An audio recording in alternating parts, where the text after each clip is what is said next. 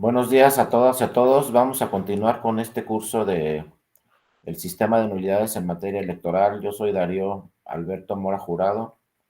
También soy profesor investigador de la Escuela Judicial Electoral y a mí me tocó estar con ustedes en estas dos sesiones, la del día de hoy y la del lunes, en la cual vamos a ver la nulidad de elección para la senaduría, las senadurías de la República, para el Senado de la República. Y también veremos la nulidad de la elección de la presidencia también en México, ¿no? De la presidencia en los Estados Unidos mexicanos. Ustedes pueden participar en cualquier momento, pueden abrir su micrófono o pueden ponerme un mensaje en el chat como gusten para participar en cualquier momento sobre la sesión del día de hoy y la sesión del día de el lunes. Si tuvieran también alguna otra duda sobre las sesiones anteriores, los cursos anteriores que vieron en este curso del sistema de nulidades, pues, tuvieran alguna duda sobre las sesiones anteriores, también con mucho gusto estamos ahí a sus órdenes para poder, pues poder también comentar cualquier tema que hayan visto anteriormente. Seguramente ya vieron los principios de las nulidades, ya vieron la nulidad de votación recibida en casilla, ya vieron la nulidad de diputados federales y bueno, ahora sigue la nulidad de las elecciones en el Senado de la República y la nulidad también muy importante pues de la presidencia, ¿no? Se puede anular la elección de presidente a partir de una reforma constitucional que se hizo por ahí del 2007, se incorporaron estas causales de nulidad, entonces las vamos a revisar. También vamos a revisar algunas jurisprudencias del Tribunal Electoral y pues también vamos a ver qué es lo que se podría proponer para una próxima reforma a la legislación, qué se podría proponer este, con base a estas causales de nulidad y a otras, porque pues todo el curso de nulidades van a ver también otros temas muy importantes como son las nuevas causales de nulidad que están plasmadas en la Constitución, lo van a ver posteriormente, y cómo estas causales de nulidad pues impactan en todas las entidades federativas a nivel federal, porque son causales que están en la Constitución Federal, y también van a ver la causa de invalidez por violación a principios constitucionales. En realidad hay un marco jurídico en cuanto a la nulidad es muy importante y también hay criterios del Tribunal Electoral muy importantes para que pues cualquier irregularidad que suceda en un proceso electoral pues pueda proceder en un momento dado que se anule una elección o en su caso que se declare la invalidez de una elección cuando no exista una causal de nulidad prevista en la ley. Entonces lo que deberá de hacer un tribunal es declarar la invalidez de la elección porque se vulneró un principio de la Constitución. Recuerden que los únicos que pueden anular elecciones son los tribunales electorales, porque luego por ahí está la duda si también tienen esta atribución, tienen esta facultad los institutos estatales electorales o el propio INE, y pues no. Las únicas autoridades que pueden anular una elección son los 32 tribunales electorales que se encuentran en las 32 entidades federativas del país, o en su caso el Tribunal Electoral del Poder Judicial de la Federación, ya sea por parte de sus salas regionales o por parte de la sala superior. Si quien anula una elección es una sala regional del tribunal, pues esa sentencia donde se anula esa elección puede ser revisada posteriormente por la sala superior. Y si quien anula la elección es la sala superior, pues bueno, ahí ya no hay una segunda instancia. Directamente, cuando la sala superior anula una elección, pues ya no hay nada más que hacer, se anula esa elección porque es la segunda instancia y la última instancia en materia electoral. Yo vamos a ver en esta sesión que tratándose de la elección de la presidencia de la República, pues ahí directamente el asunto llega a la sala superior. La única sala competente para resolver los asuntos de la elección presidencial es la propia sala superior. Acuérdense que cuando se trata también a nivel local de elecciones de gobernador o gobernadora, pues ahí primero resuelve el asunto el Tribunal Electoral Estatal y posteriormente lo revisa en una segunda instancia el Tribunal Electoral Federal. Pero cuando son elecciones federales, pues tenemos dos instancias. Primero sala regional y luego sala superior para elecciones de diputaciones federales o para elección de senadurías. Están las dos instancias. Primero deberá de anular la elección, en su caso la sala regional, o si no la anula la sala regional y no estamos de acuerdo con esa sentencia, nos podemos ir a la sala superior. Y cuando se trate de la elección presidencial, ahí sí no hay doble instancia, ahí sí directamente impugnamos la elección presidencial ante la sala superior y la sala superior pues resolverá todas las impugnaciones que se presenten con motivo de la elección presidencial. Ya lo iremos revisando. Seguramente en estas sesiones vamos a ver qué pasó en el 2006, vamos a ver también qué pasó en el 2018 y en el 2012. Realmente las elecciones que se impugnaron y donde llegaron más demandas fue en el 2006, en el 2012. En el 2018 pues prácticamente nadie impugnó, lo vamos a ver. Por primera vez en nuestro país pues no se impugnó la elección presidencial, solamente impugnó un partido político, pero casualmente el partido político que impugnó pues era el que iba en coalición con la coalición ganadora, que fue el PES. Si ustedes recuerdan, en 2018 el PES fue el único que impugnó algunos resultados de algunas casillas en la elección presidencial. Pero uno se pregunta por qué impugnó el PES si el PES iba en la coalición ganadora. Bueno, porque el PES perdió su registro en el 2018 y entonces trató de impugnar la votación en algunas casillas, pues porque señaló que algunos votos le correspondían al PES y no le correspondían a Morena. Se hizo mal la distribución de los votos en las casillas y entonces pues señaló el PES que deberían de tener más votos de los que se le dieron en la distribución de votos.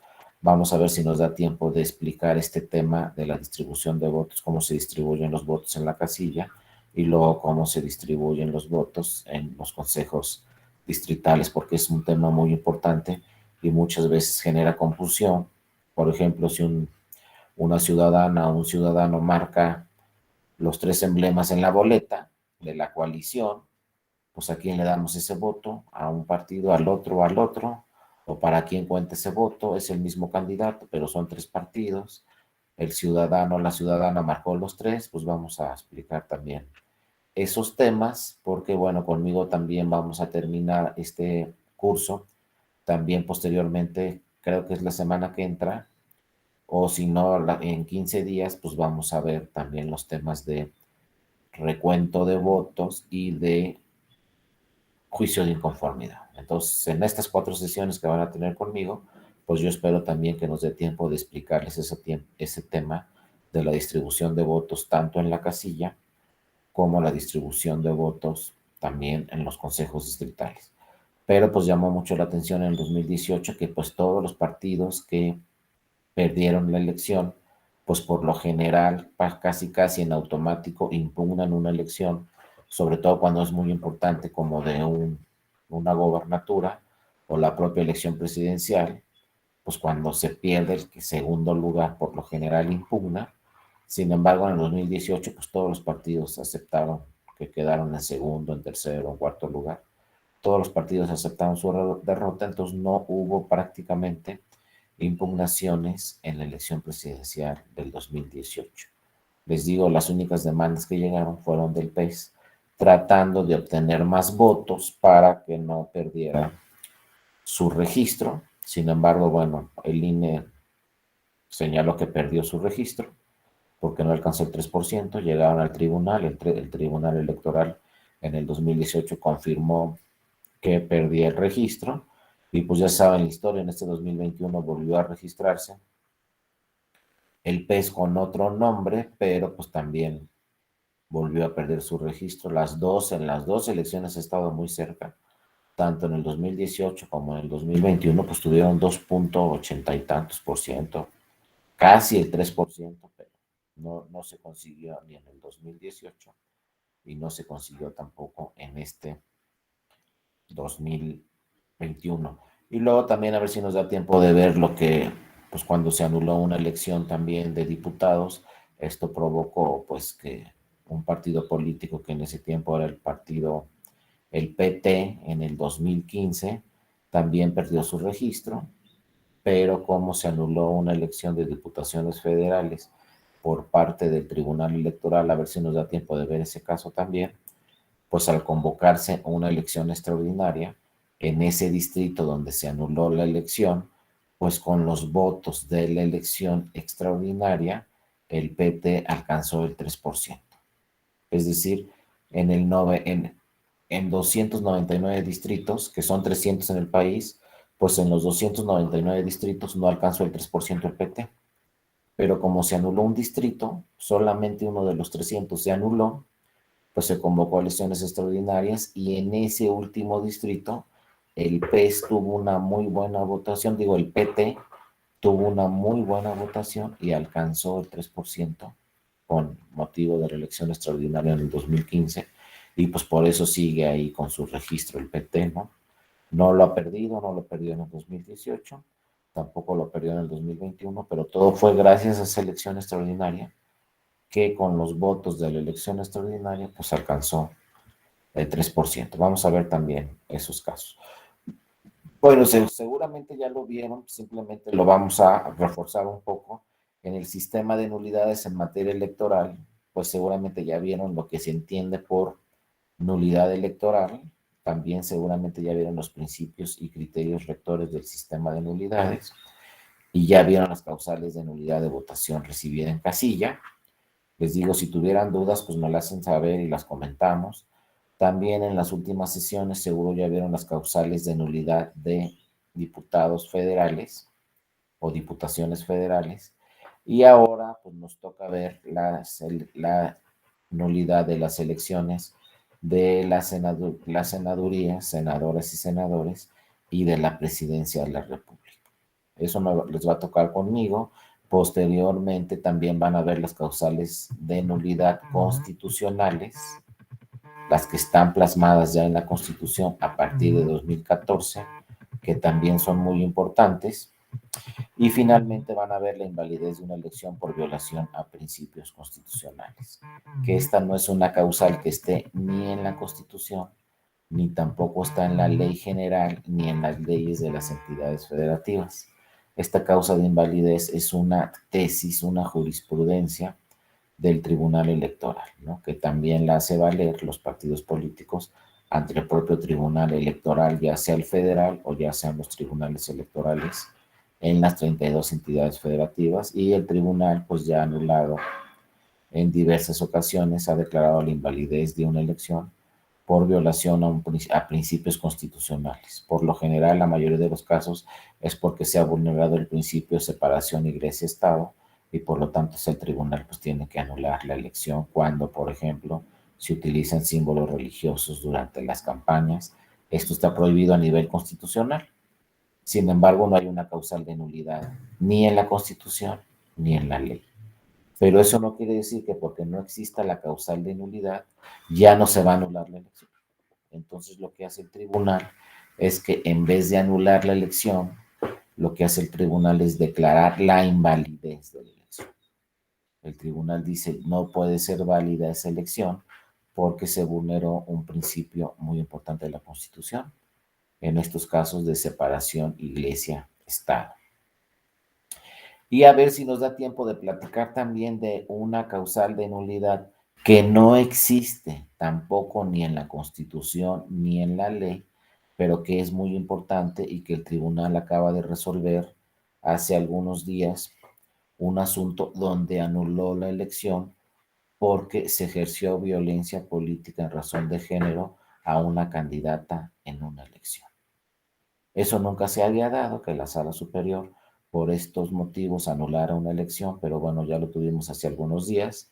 Este 2021, uno de los precedentes muy importantes que dejó fue ese, en donde el Tribunal Electoral anuló una elección porque se ejerció violencia política en razón de género hacia una candidata.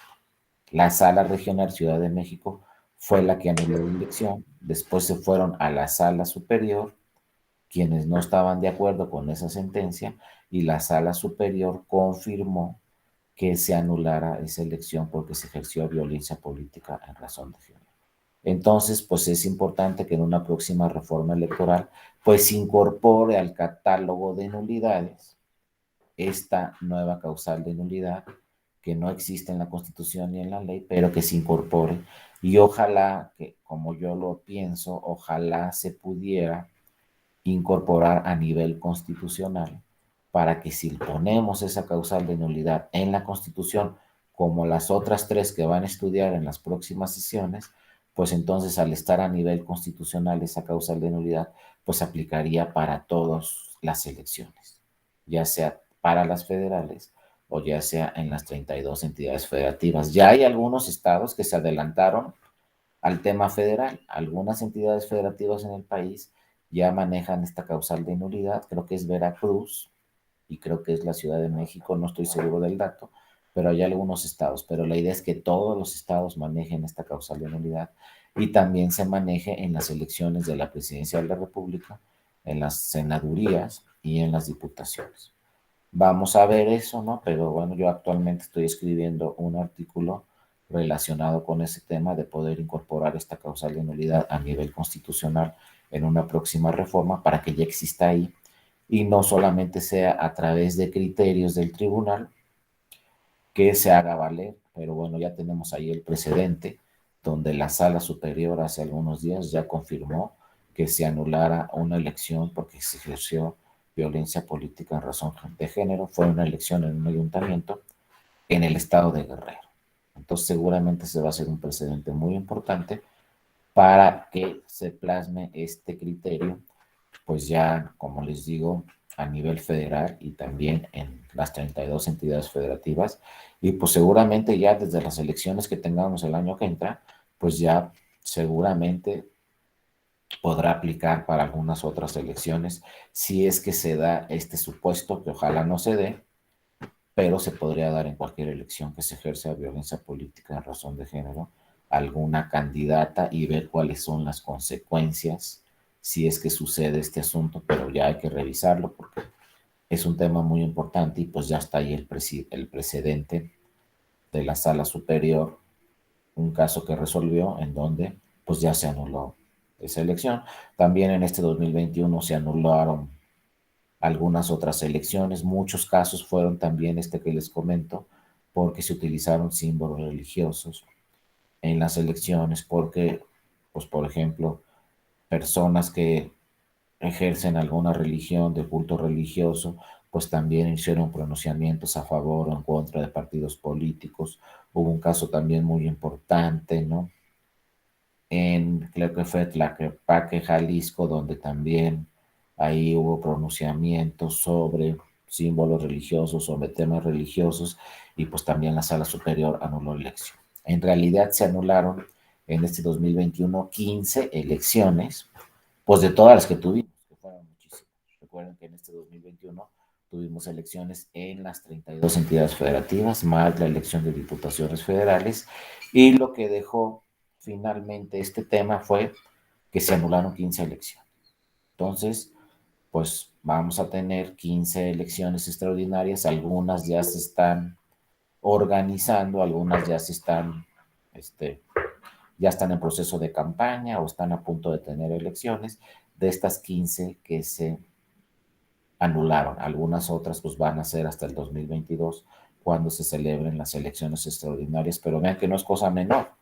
Estamos hablando 2021 donde se anularon 15 elecciones, porque luego muchos dicen, no, pues ahí están las causales de nulidad, pero son pocos los casos en que se anula la elección, pues no son tan pocos, ya vimos, el resultado de este 2021 fue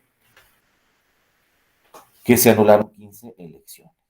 Y en este 2021, por ejemplo, ante el Tribunal Electoral al Federal se presentaron más de 18,000 demandas, o sea, se resolvieron más de 18,000 asuntos en un solo año. Y recuerden que las ventajas de la materia electoral son que pues se tienen que resolver todos los asuntos que se presentan pues el mismo año, antes de que termine el proceso electoral, porque si resolvemos un asunto después del proceso electoral, ya no tiene efectos esa sentencia, sobre todo en tema de nulidades.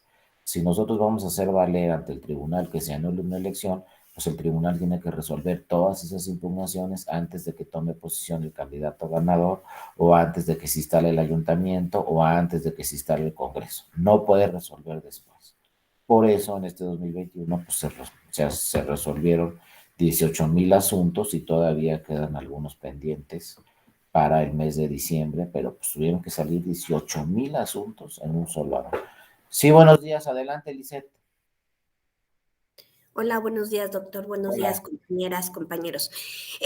Tengo una duda desde hace algunos días, Sí, pero adelante. no es relacionado a los senadores.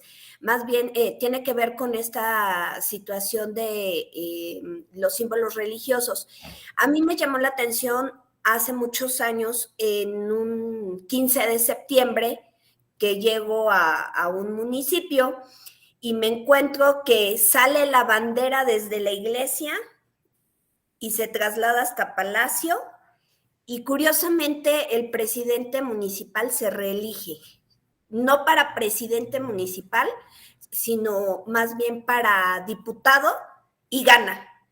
En ese caso, ¿sería posible pues poner este ejemplo para anular su elección? Sí, que ¿la bandera de qué? ¿De la bandera de México? La bandera de México. Ya, fíjate, sí, hay que revisar varios parámetros. Gracias por tu participación, Lisette. Hay que revisar varios parámetros. En primer lugar, hay que ver qué pronunciamiento se hizo, además de que salió la iglesia la bandera de la iglesia, si hubo pronunciamientos de la iglesia, si no hubo, cuántas personas estuvieron presentes en ese tema. Luego, algo muy importante que hay que revisar siempre en estos asuntos, porque uno dice, bueno, nada más sucedió en la iglesia. ¿Cuántas personas había en la iglesia? No, pues que había 100. Bueno, ¿y cuántas personas votaron en la elección? No, pues que votaron 5,000. Entonces, pues a lo mejor 100 no es determinante, pero ojo, si luego eso que sucedió en la iglesia, como dice Lisette, después se transmitió en radio y televisión, o se transmitió en redes sociales, pues entonces puede afectar a toda la elección. Luego, por ejemplo, si es una iglesia de religión, por ejemplo, católica, pues luego se tiene que hacer un estudio cuántos católicos viven en esa comunidad, y luego se tiene que terminar con el estudio cuál fue la diferencia entre el primero y segundo lugar, si la elección fue cerrada o no, y luego esos símbolos religiosos si se utilizaron empezando el proceso electoral, a la mitad del proceso electoral o el mero día de la jornada electoral, que es cuando más afecta una propaganda política. Entonces, se revisan todos esos parámetros para ver en un momento dado si se anula o no la elección. Ahora, ojo, algo muy importante que no se les puede pasar. No es de oficio. El tribunal electoral, cualquier tribunal electoral, nunca va a anular una elección de oficio. Tiene que llegar una demanda y solicitarse que se anule la elección. Y muchas veces, por eso decimos nosotros muchas veces, oye, es que yo vi que pasó esto en la elección, y yo vi que pasó aquello, y yo vi, pero si no llega la demanda solicitándose que se anule la elección por determinada irregularidad, pues el tribunal no puede actuar de oficio y no puede anular la elección. Y como ya vimos, el INE o los institutos estatales electorales, pues no tienen atribuciones para anular una elección. Tiene que presentarse esa solicitud de anular una elección directamente ante un tribunal. Si es una elección local, pues nos vamos primero al Tribunal Electoral del Estado y luego al federal. Si es una elección federal, pues nos vamos directamente, ¿no?, al Tribunal Electoral del Poder Judicial de la Federación. Gracias, Lisette. Adelante, Salomón. Buenos días. Yeah. Buenos días, doctor. Buenos días a todos. Acá igual por mi región se acostumbra mucho a hacer esas prácticas que decía la compañera Lisette. Se le llaman misa patria, me parece. Entra Sí. todo el ayuntamiento con el presidente, con la bandera, se hinca con la bandera, pues llega a la misa el padre, sale él, fotos, todo. También hacen como caravanas a caballo y van a ver pues una deidad o todo ese tipo de propaganda. Bueno, con todo respeto a mis demás compañeros, yo no soy católico, Me tocó en una ocasión negarme a hacer una circular para invitar y, bueno, de manera obligatoria asistir a ese tipo de eventos como esa misa. Pero, bueno, el presidente quería que yo lo hiciera de manera oficial. Yo en ese entonces era el director de administración y quería que hiciera circular, a lo cual yo me negué. Solamente lo que hice, pues le dije a algunos compañeros que se dedicaran a hacerlo de voz en voz. Pero sí es muy común aquí en esta región del sur del Estado de México, me parece que también en Guerrero, Michoacán, hacer ese tipo de eventos religiosos, y no hace una separación. Los gobernantes, yo no sé si es ignorancia, si es conveniencia, si es impunidad, pero no hacen una separación iglesia-estado. Ellos aprovechan la popularidad, incluso la candidata electa ahorita de este ayuntamiento, siendo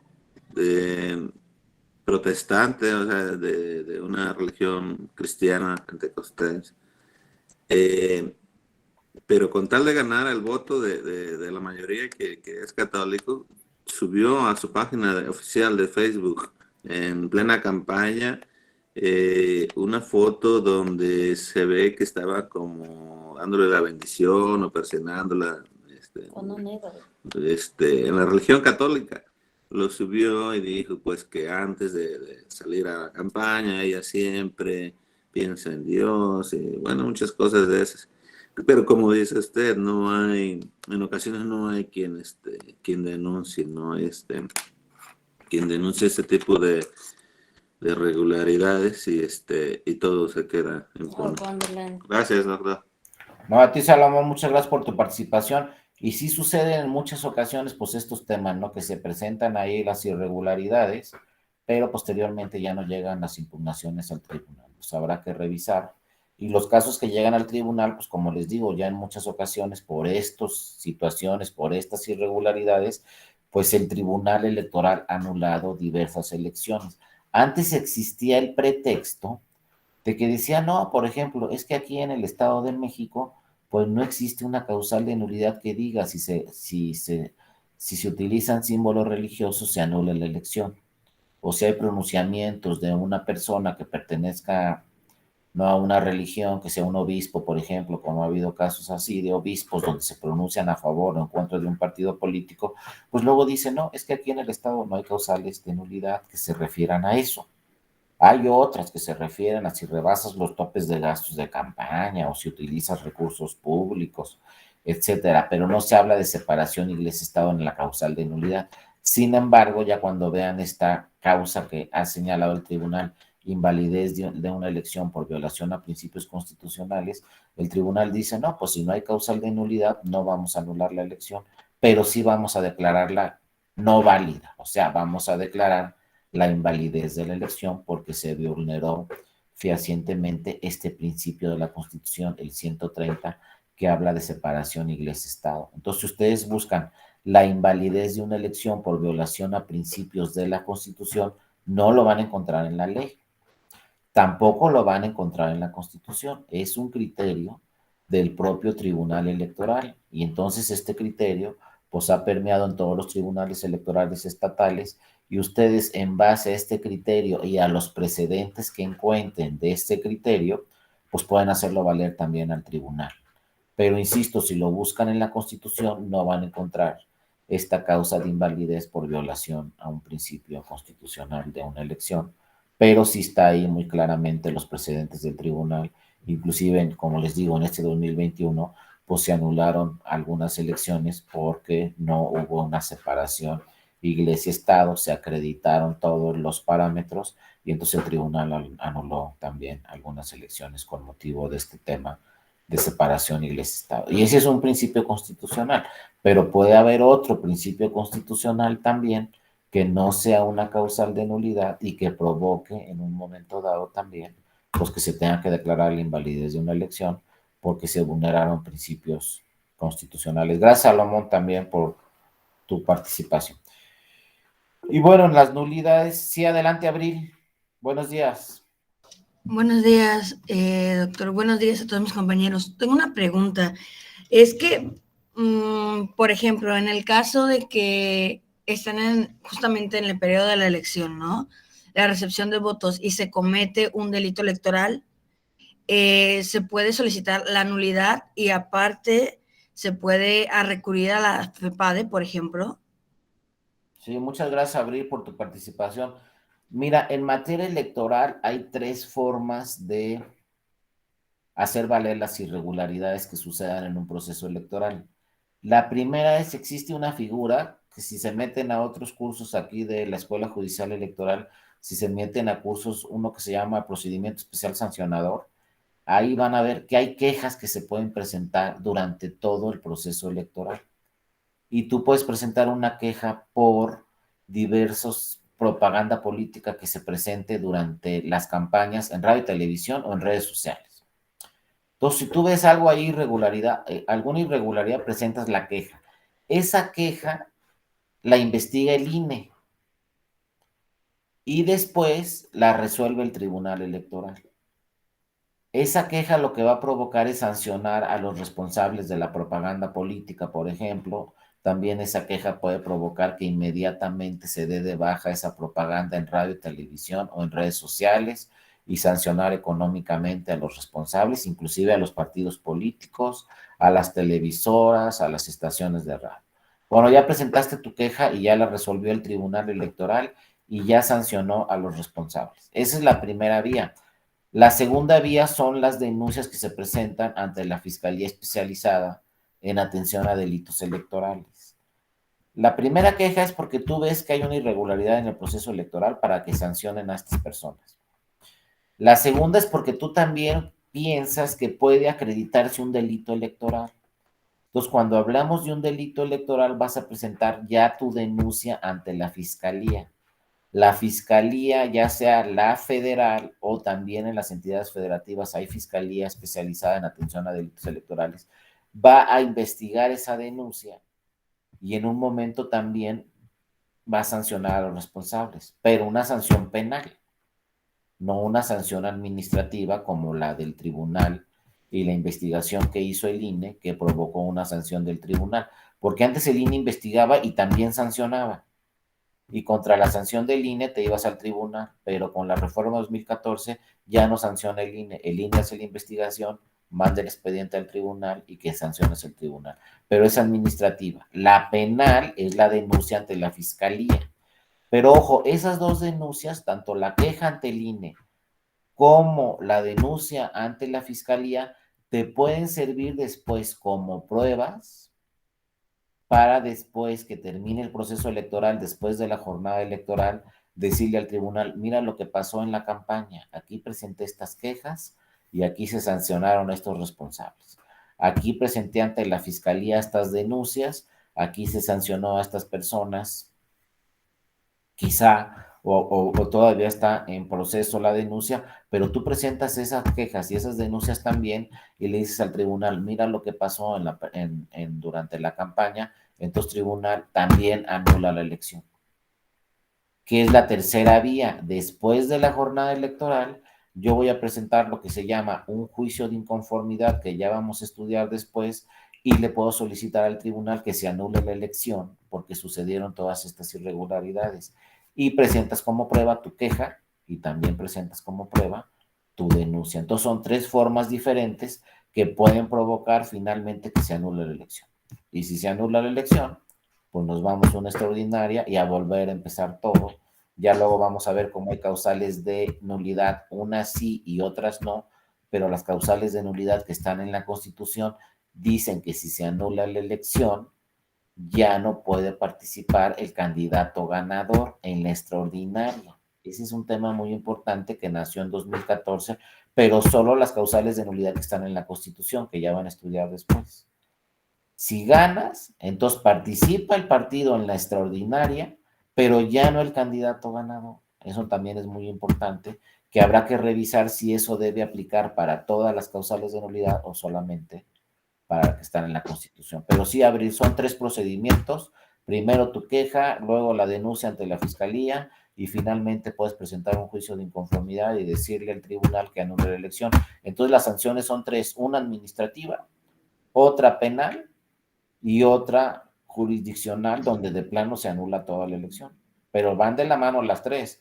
Puede haber una sanción penal, puede haber una sanción administrativa y puede haber pues una sanción de que se anule la elección. Imagínense, a un mismo candidato le pueden pasar tres cosas: que le presenten una denuncia y tener una sanción administrativa, que le presenten otra denuncia ante la fiscalía y tener una sanción penal, y finalmente pues que se le anule la elección y quizá que ya no pueda participar en la extraordinaria. Entonces sí están ahí todas las vías, son muy importantes y pues hay que hacerlas valer en un momento dado si advertimos irregularidades. Gracias, muchas gracias, Abril, por tu participación.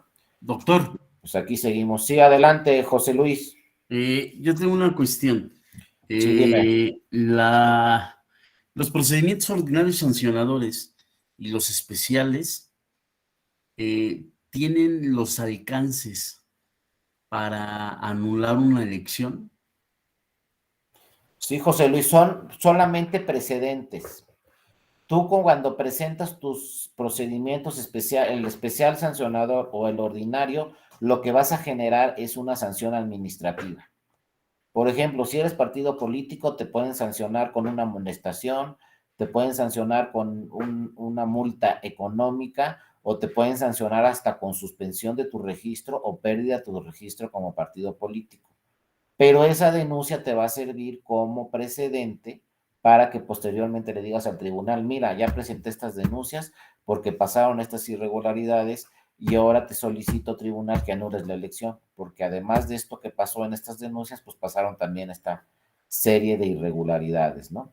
Por ejemplo, si hay una propaganda política donde se están utilizando símbolos religiosos durante la campaña, tú primero presentas tu queja ante la FEPADE, tu queja ante el INE, para que luego el tribunal pueda sancionar quizá a los que están señalando esa propaganda política de símbolos religiosos. Se sanciona a esas personas y además se da de baja esa propaganda. Y luego, después de la elección, le puedes decir al tribunal: mira, yo presenté estas quejas, se sancionó a estas personas porque existió esta propaganda donde se utilizaron símbolos religiosos y ahora también, tribunal, te solicito que anules la elección. Entonces, realmente es como una prueba indiciaria las quejas o las denuncias que presentes para que posteriormente le digas al tribunal: pues quiero que se anule la elección porque sucedieron todas estas irregularidades. Pero les digo, es distinta la naturaleza, ¿no? Las quejas son para una sanción administrativa y el juicio de inconformidad es para que posteriormente solicites que se anule la elección. No sé si te quedó claro, José Luis. Sí, doctor, pero bueno, si yo estoy en el supuesto de que el juicio de inconformidad, pues obviamente debe plantearse dentro de los 4 días siguientes a la sesión del cómputo, ¿no? De una elección. Sí, así es. El lapso para hacer valer las infracciones a la normativa electoral mediante un procedimiento ordinario o mediante un PES, obviamente es mayor, ¿no? Sí, puede ser desde antes de que inicie el proceso electoral hasta durante el proceso electoral. Es cuando puedes presentar el PES. Pero ¿qué pasa, por ejemplo, si se me va el término los 4 días para promover mi juicio de inconformidad por un acto que aconteció, por decirlo así, el día de la jornada electoral y se me va el término, no lo hago valer en el juicio de inconformidad, pero sí lo planteo en un procedimiento especial sancionador? Obviamente, el juicio de inconformidad, pues va a resultar improcedente, ¿no? Por extemporáneo. Pero en el procedimiento especial sancionador, como tengo un lapso un lapso mayor, pues sí lo puedo plantear. Y la pregunta era si como resultado de ese procedimiento especial da lugar a la anulación de la elección, ¿no? Así es que son dos cosas distintas, José. Si a ti se te vence el plazo para el juicio de inconformidad, entonces ya no vas a conseguir que se anule una elección. Lo más que vas a conseguir con la queja que presentaste en tu procedimiento especial sancionador es que se le aplique una sanción administrativa a quienes pudieran resultar responsables. pero si se te vence el juicio de inconformidad, ya no se va a lograr que se anule la elección, pues porque te lo van a desechar como tú mismo dices, porque venció el plazo de 4 días. Para lograr la nulidad de una elección, necesariamente después de la jornada electoral, después de que emite sus resultados el INE, tienes que impugnar esos resultados en un plazo de 4 días improrrogables. No puede pasar de ahí porque entonces te desechan tu demanda y lo único que vas a obtener es una sanción administrativa cuando se resuelva la queja, el procedimiento ordinario, el procedimiento especial sancionador, pero ya no vas a poder obtener la nulidad de esa elección, ¿no? Entonces sí es muy importante pues que promuevas ambos medios de impugnación, tanto la queja o diversas quejas, porque no puede ser una queja, pueden ser varias quejas, y posteriormente a que emita sus resultados, pues el Consejo Distrital o el Consejo Local respectivo del INE, pues en esos 4 días impugnar también esos mismos resultados. Si no los impugnas en tiempo, entonces ya no vas a poder conseguir que se anule la elección. Por eso es muy importante. Y también se está revisando que en una próxima reforma electoral, pues se amplíe el plazo, porque también muchos nos dicen, oye, es que el plazo de 4 días es muy breve. Por ejemplo, imagínense que quieran impugnar la elección presidencial y tienen un plazo de 4 días para revisar todo lo que pasó en todas las casillas del país, pues está en chino, ¿no? Entonces se está revisando a ver si el plazo de 4 días, pues puede ser por lo menos de 8 y a lo mejor para senadurías y diputaciones, pues subirle de 4 a 6 o a 8 días también, etcétera, porque sí, muchas veces les pasa a los partidos políticos que en 4 días no les da tiempo, se les vence el plazo y entonces ya no logran este tema de que se anule una elección. ¿No, José? Sí, sí, sí, doctor. Ya por último, me queda claro No lo te que... preocupes, José, tú particípale aquí. Tiempo es lo que Gracias, tenemos. gracias. Me queda claro la forma en cómo me está explicando este tema y cómo lo está planteando, pero aquí el tema puede ser que si se me va el término para el juicio de inconformidad, o sea, me queda claro, ¿no? Lo que me dice, pero si planteo un procedimiento especial sancionador y ese procedimiento, la infracción a la normatividad electoral es de una trascendencia muy significativa, a grado tal que quede plenamente demostrado, por decirlo así, de que de alguna violación, bueno, no sé, de la utilización de recursos ilícitos, bueno, conductas o infracciones de las más graves que puede haber en la normativa electoral.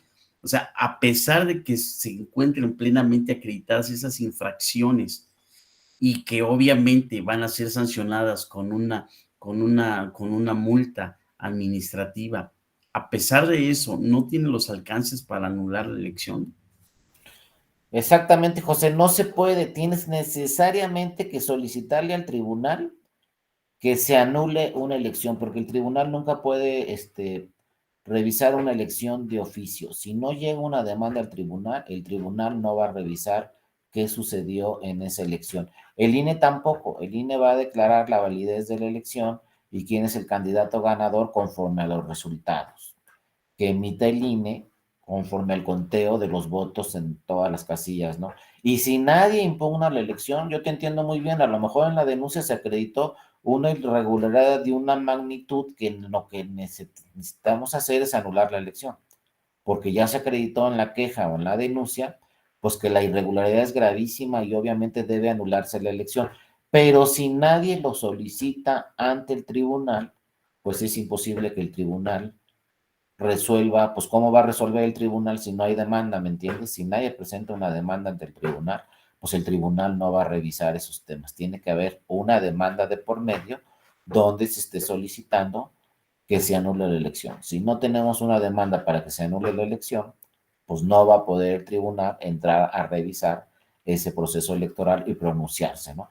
Es como cualquier otra materia, pues si no llega la demanda, no se va a poder pronunciar el tribunal. Y sí te entiendo muy bien la preocupación, ¿no? Ya se advirtió en la queja que hay una irregularidad gravísima, que lo que debería de proceder es anular la elección, pero pues son dos vías diferentes y si después de la jornada electoral nadie presenta demanda para que se anule la elección, o se presenta posteriormente al plazo señalado por la ley, pues no se va a poder, ¿no?, anular la elección. Gracias de todos modos por participación, José. Y aquí, por otro lado, me pregunta Lisette que en el caso de violencia política en razón de género, ¿por qué se anuló la elección? Bueno, porque como en 14 o en 15 ocasiones hubo pronunciamientos públicos diciendo que una candidata, por ser mujer, no iba a ser una buena, creo que era presidenta municipal, no iba a desempeñar muy bien su ejercicio, no iba a hacer bien las cosas, en fin, se le empezó a denostar claramente a esa persona por tratarse de ser mujer, porque acuérdense que la violencia política en razón de género se tiene que demostrar no solamente a la violencia política, sino que se generó por tratarse de ser mujer. Entonces, cuando se ejerce violencia política en razón de género, se tiene que demostrar necesariamente al tribunal que esa violencia se ejerció porque se trataba de una mujer.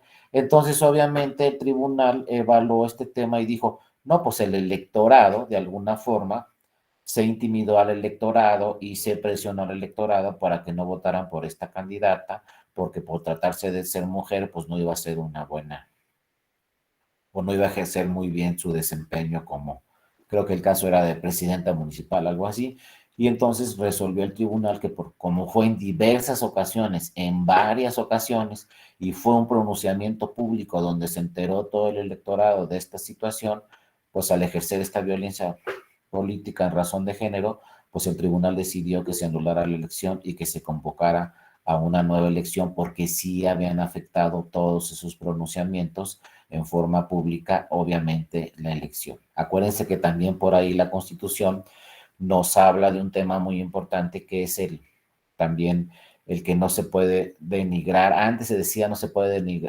no se puede denigrar a las instituciones ni calumniar a las personas. Ahora solamente está en la Constitución que no se puede calumniar a las personas. Entonces, de alguna forma, también la calumnia puede ser una especie de violencia política en razón de género. Se calumnió a esta candidata por tratarse de ser mujer y obviamente esas calumnias pues sí pueden afectar una elección porque sí pueden cambiar la voluntad del electorado a decir, bueno, están diciendo tanto de esta candidata por ser mujer que mejor ya no voto por ella, no vaya a ser que sea cierto o no sea cierto lo que se está diciendo. Entonces, pues el tribunal dijo, no, pues con todos estos pronunciamientos, que fueron 14 o 15 de forma pública, pues dijeron, no, aquí como nos dice Héctor, aquí está el caso, ¿no? 1861-2021, y entonces el tribunal decidió primero la Sala Regional Ciudad de México y luego la Sala Superior confirmó esta, pues dijo, no, pues vamos a anular la elección porque efectivamente aquí se está acreditando una violencia política en razón de género. Ha habido otros casos en donde se amenaza inclusive a la candidata y se le obliga a la candidata a renunciar como candidata. Y han renunciado candidatas, no más que no han llegado los casos para que se anule la elección al tribunal. Hubo otro caso donde se asesinó a una candidata, así como lo escuchan, ¿no? Entonces, todos esos casos deben llegar siempre al tribunal y deben llegar a la fiscalía especializada y deben presentarse también las quejas siempre cuando haya casos de violencia política, ya sea en razón de género o no, pues deben de aplicarse estas tres medidas como ya vimos con las compañeras y los compañeros que han participado, pues presentar la queja ante el INE, presentar la denuncia ante la Fiscalía y luego solicitar que se anule la elección porque se advirtieron todas estas irregularidades. Sí, Juan Ignacio, adelante, buenos días. Buenos días, muchas gracias.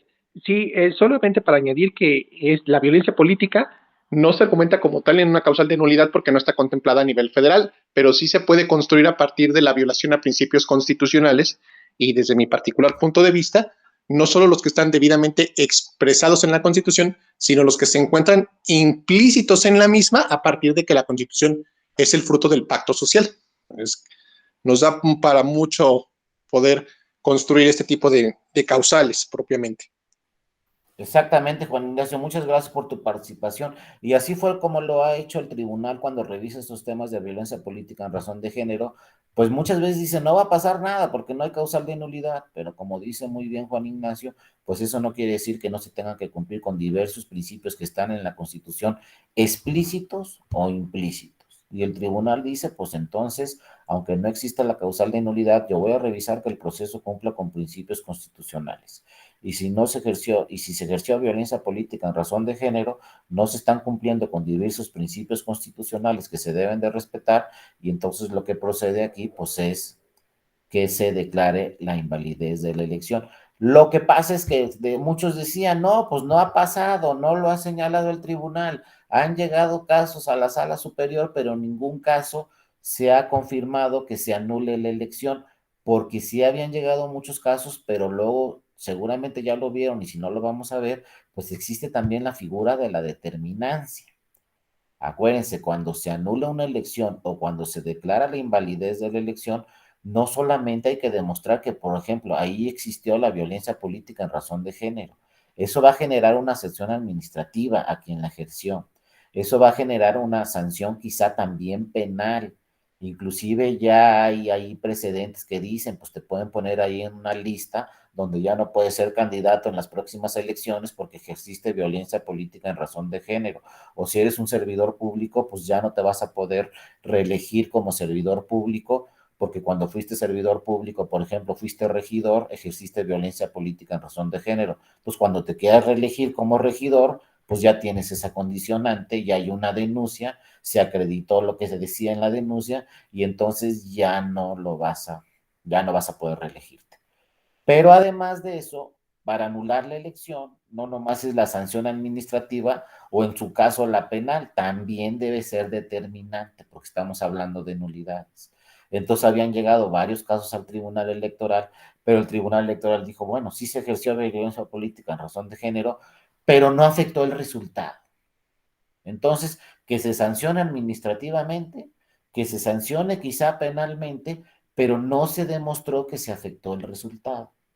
Sin embargo, en este caso que ya señalaron, este 1861 de 2021, sí se acreditó que se afectó el resultado.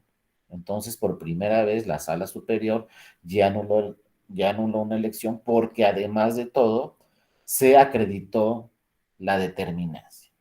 Inclusive van a ver que en un futuro vamos a ir avanzando un poco más y van a ver que se puede presentar el caso de cuando se trate de violencia política en razón de género, el tema probatorio sea flexible, más flexible que en otros temas, porque ya ha sucedido así en otros casos que ha resuelto la Sala Superior, que por lo que cuando, por ejemplo, se ejerce violencia política en razón de género a una mujer que pertenece a una comunidad indígena, entonces ahí la carga de la prueba no le corresponde a esa mujer indígena demostrar que se le ejerció violencia política en razón de género. ¿Saben a quién le corresponde la carga de la prueba?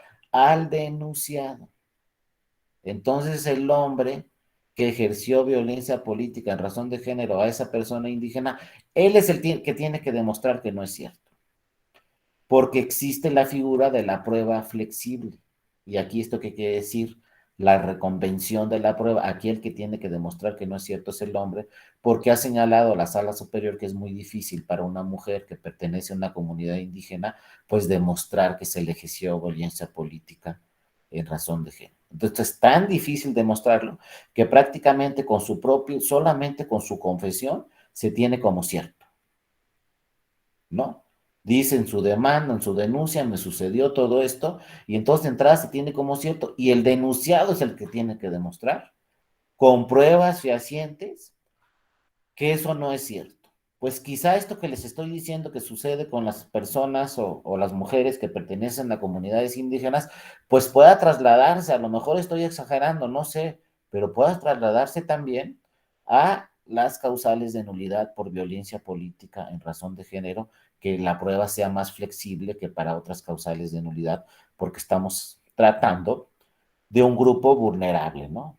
Un grupo en situación vulnerable que el sistema probatorio debe cambiar siempre cuando se trate de grupos vulnerables, ¿no? En situación vulnerable. Habrá que ver, pero pues de entrada ya tenemos el precedente que es muy importante de este 2021 y también tenemos otro precedente muy importante donde se dice, oye, pues otra de las sanciones que puedes tener si ejerciste violencia política es que te pongan en una lista ahí donde ya no puedes aspirar a ser candidato de ningún cargo público. porque se demostró que ejerciste violencia política en razón de género en algún tema. Y si fuiste servidor público, regidor, síndico, presidente municipal, gobernador, lo que sea, y por ahí hay una denuncia y se acreditaron los hechos, pues ya quedas inhabilitado por un tiempo y quedas en una lista ahí ante el INE donde ya no te vas a poder registrar a ninguna candidatura. Digo, es un tema que están revisando muy bien todas las autoridades, todas, y decir todas es no nomás las electorales, las autoridades judiciales. Aquí, por ejemplo, en la Ciudad de México, la jefa de gobierno está muy atenta a todos estos temas de violencia política en razón de género, y violencia no solamente política, sino solamente violencia hacia las mujeres. Se están llevando muchos temas, se está trabajando mucho sobre el tema en todas las materias, y entonces, bueno, la materia electoral no podía ser la excepción, y pues ya tenemos aquí este precedente muy importante del 2021, que ojo, ¿no? Como dice Juan Ignacio, no lo vamos a encontrar en la ley, no lo vamos a encontrar en la Constitución, pero ahí está ya el precedente, ese no se les pase, 1861 del 2021, donde el tribunal, pues ya, sobre todo la sala superior, porque cuando lo hace una sala regional, pues hay que esperar que confirme esa anulación la sala superior para que ya sea un precedente, pues prácticamente que veamos que la máxima autoridad de materia electoral, pues ya anuló una elección porque se ejerció violencia política en razón de género. Y acuérdense, pues que en México, pues las sentencias de la Sala Superior no son revisadas por ningún otro tribunal, ni siquiera la Suprema Corte de Justicia puede revisar las sentencias del tribunal. Entonces, un precedente ahí muy importante, que ahí está, ¿no? Muchas gracias, Juan Ignacio, también por tu participación. Luego, seguramente ya vieron, y ya lo hemos visto con otros compañeros en otros cursos, pues la nulidad o invalidez de una elección. Primero, ¿cómo empieza? Pues el voto nulo. ¿Quién puede declarar el voto nulo? ¿Quién puede anular un voto? Pues lo pueden anular directamente nosotros como ciudadanas o ciudadanos. Llegamos a la casilla y podemos anular un voto. ¿Cómo anulamos un voto en la casilla? Si ponemos dos marcas en dos emblemas que no van en coalición, ya anulamos el voto. O como sucede en otras ocasiones, si nos llevamos la boleta a nuestra casa de recuerdo, pues ya también anulamos el voto. ¿Quiénes también pueden anular el voto? Pues los escrutadores o las funcionarias y funcionarias de mesa directiva de casilla. Cuando abren la urna y empiezan a contar todos los votos, ellos tienen la primera decisión de decir, este voto es nulo y este voto es válido. Un escrutador puede decirle al presidente, oiga, pues ¿sabe qué? A mí me parece que ese voto es nulo. El presidente dice es nulo y se va como voto nulo. Pero eso se puede impugnar. Ahí empiezan las impugnaciones en nulidades, desde un voto. Y luego me preguntan muchas veces, ¿pero un voto qué? Pues es que un voto puede decidir una elección. Ahí nomás les dejo un dato, 2021, 5 elecciones empatadas. En 2021 tuvimos 5 elecciones empatadas, quedaron igual. Entonces un voto decide una elección. Entonces hay que ver muy bien todo lo que sucede en la casilla. En el tema de nulidades, lo primero que siempre tenemos que revisar es qué pasó en la casilla. Porque a lo mejor yo soy representante de un partido político y entonces el presidente o la presidenta de la casilla dijo este voto es nulo y yo no estoy de acuerdo. Entonces tengo que ir y defender ese voto al INE. Y si el INE sigue diciendo ese voto es nulo, entonces me tengo que ir al tribunal a seguir defendiendo ese voto y decirle al tribunal, oye, se equivocaron en la casilla, oye, se equivocaron los consejeros y consejeras del INE, porque siguen diciendo que ese voto es nulo y yo digo que ese voto es válido. Y entonces el tribunal electoral, pues finalmente tomará la última decisión si el voto es válido o el voto es nulo. Pero ojo, un voto puede decidir una elección. Y como les digo, en este 2021 tuvimos 5 elecciones empatadas. Entonces, con un voto más a un partido, pues ya ganó ese partido y perdió el otro. Si quedamos empatados, pues las consecuencias legales son que nos tenemos que ir a elecciones extraordinarias, como ya ha sucedido en muchas ocasiones, que se revisan todos los votos, siguen empatados. Entonces, lo que genera esto es, pues, convocar una elección extraordinaria y organizar toda una nueva elección, porque quedaron empatados. Entonces, ojo, siempre un voto es muy importante. Hay elecciones de ayuntamientos, yo conozco varios ayuntamientos en el país donde solamente se instalan 4 o 5 casillas o 6 casillas. Eso es todo el ayuntamiento. Esa es toda la elección, 4 casillas. Entonces, lo que pasa en una casilla de esas 4, pues fácilmente puede provocar que se anule la elección porque se afectaron los votos con una sola casilla. Y también, obviamente, es muy importante que los partidos políticos tengan representantes en todas las casillas. Pero eso suena muy sencillo, pero imagínense, en la elección presidencial del 2018 se instalaron más de 160,000 casillas. Entonces, un partido político de entrada tiene que tener 160,000 representantes, uno en cada casilla. Entonces, imagínense tener ahí prácticamente un ejército de 160,000 personas que cada una va a estar en una casilla, que finalmente, pues, la ley autoriza, ¿no?, un representante propietario y uno suplente. Entonces, si tenemos tener un suplente en cada casilla, pues 160,000 por 2. Por eso díganle un partido, pues aquí búscate 160,000 por 2 para que cada uno esté en la casilla y que el día de la jornada electoral lleguen todos a las 160,000 casillas. Pues obviamente es un tema muy complejo y obviamente, y no es por ofender ni nada, pero coloquialmente se les dice a los partidos chicos, que luego se enojan porque les decimos los partidos chicos, pero coloquialmente se los dice así, pero bueno, los partidos que no tienen mucha votación en las elecciones, pues se les complica todavía más tener representantes en todas las casillas. Los partidos que lo logran, pues son los tradicionales, el PRI y el PAN, y en muchos casos Morena sí logran tener representantes en todas las casillas, pero otros partidos como el PT o como el PES o algunos otros, pues sí es muy complejo y en la mayoría de los casos no tienen representantes en todas las casillas. Pero es fundamental, como decía por ahí otro compañero en el chat, también los partidos políticos pues tienen que defender los votos precisamente para lo que platicábamos hace rato, para que obtengan el 3%. Porque ojo, como le pasó al PES en el 2018, pues sí, yo voy en coalición en Morena, pero aunque vaya con coalición con Morena, en la casilla tiene que haber un representante de Morena, un representante del PES y un representante del PT, porque cuando se haga esa distribución de los votos de los que votaron por la coalición, pues cada partido va a querer sus votos. Obviamente el PES no le va a querer dar sus votos a Morena, aunque sea el mismo candidato. Y el PT no le va a querer dar sus votos al PES y Morena no le va a querer dar sus votos a los otros de la... Entonces todos los partidos defienden sus votos, sobre todo para alcanzar el 3%. Porque, ojo, ya me estoy metiendo, bueno, en otros temas de las próximas sesiones, pero antes firmaban convenios de coalición los partidos, antes del 2009.